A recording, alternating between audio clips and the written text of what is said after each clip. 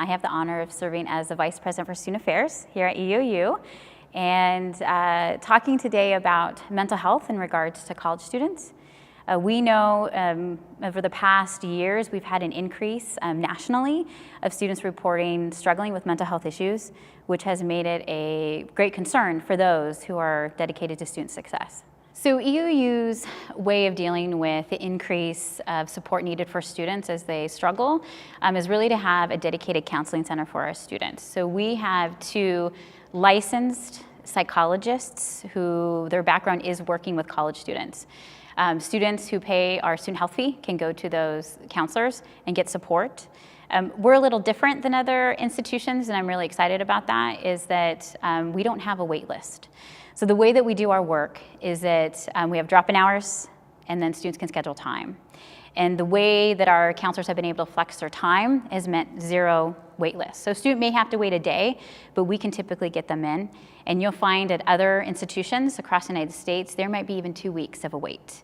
And we know when a student's struggling, we want to get them in right away because you can't sit in class and focus on learning if you're worried about other things, if you're struggling with other things. And so that's really important to us. If you are struggling for 2 weeks, that's really going to impact your academics, right? If you're not showing up for class for 2 weeks, that could mean the difference between an A and failing that class. And so it's really getting that support. And then when you think about the stigma of mental health and going to counseling, if you are ready to get that help, and we say no to you, you may not be as ready in a few days or in a week. And so I think that being able to be accessible, we get you right when you're ready and able to take that support, and that's important. For us, it's really seeing maybe a new student who's come to us who we know is struggling with a mental health issue. They've been diagnosed, and really seeing them grow as a student, come to the counseling center, receive services, get that additional support, and see them come from a first-year student, and I've only been here for 2 years, so see them grow in those past 2 years, watching their GPA increase, watching them become more engaged in the community, and having examples of students who maybe arrived and really weren't engaged and now are student leaders and really helping others with that transition. So those are the stories that really help motivate us and continue our work. That if you are struggling and you reach out for support, you can be successful.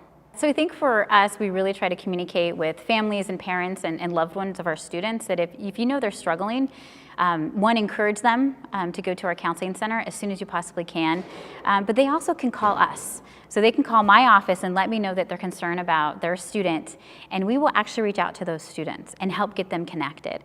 And we always say, let us know the moment that student starts to struggle. Don't wait.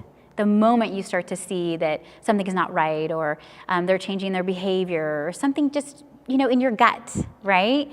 And so we encourage to immediately know something's up, because we don't want students to get so far down the road that now we can't provide that support, or it might be difficult to turn things around for them. And so reach out to us, encourage your student to go to the counseling, or even just reach out to any caring person on this campus. Campus can get them connected. There's students who are struggling for the first time. We have a lot of people who are keeping their eye out on students. So faculty members will let us know if students are struggling. Other staff members will know if students are struggling. We actually have an early alert program. So oftentimes we'll know something's up based on attendance or just behavior in the classroom. And we'll reach out to those students. And so that way, the moment things seem off, they should be receiving a phone call or an email or a connection with one of us to say, hey, we're just checking in. We're noticing maybe you're struggling. How can we provide support? And if there is a student who realizes they're struggling, and they can always reach out. It's, the counseling center and the resources are for any student who doesn't feel they're at their optimal best, right? Even just if you have a bad day or a breakup, whatever it might be, we're here to help you be able to sit in the classroom and learn. And if you're worried about all this other stuff, you can't do that. So our resources that we have for students is really, one, our counseling center, and any student who pays our student fee can go to our counseling center. But we're also connected and work closely with the community, so CHD and other agencies, because it's really a community that's taking care of everyone. Our students are part of the community, community members are part of this institution, and so it's all us taking care of each other and providing those resources. So, if a student goes to counseling center and needs additional support, we're able to work with the community to provide that support.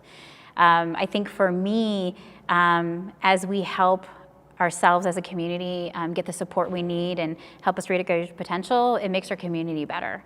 And so that's what we're really focused on, is making sure that we have good connections with the community to provide the best services possible. So I think for me, the most important thing is to really encourage people that if you're not doing okay, to reach out for help. There's people that care, there's people that can help you get feeling better, get you feeling a sense of hope. And so I always say that please reach out, whoever it might be. You don't have to know who to reach out to, but find someone. And that someone might get you connected to those resources, even if you don't know who they are. So I always say, if you're not feeling well and you're struggling, to always reach out and ask for help, because we care, and we'll get you connected. And there is hope. There is absolutely hope, and there's hope for us to make sure that you, whether you're a community member or a student, if you're a community member, we can help you be able to work and function. And if you're a student, we can be able to get you in classrooms so that you can graduate. So it's just, if you need help, ask for it. I think one thing I think is unique for EOU and this community, and different than my history of past institutions that I've worked for. I've always served in the role of student services and supporting students, and my background is actually within counseling. Is we have something unique here that I haven't experienced in any other place, is that we have such a great connection with our community and our community services that we really are working as a team. And I've never felt that sense of collaboration in any other institutions I've worked at. That I know, regardless, that our students are well taken care of, that our community is well taken care of. And so I value that partnership and that connection with the community, and feel that that's one way that we are creating the best experience for our students.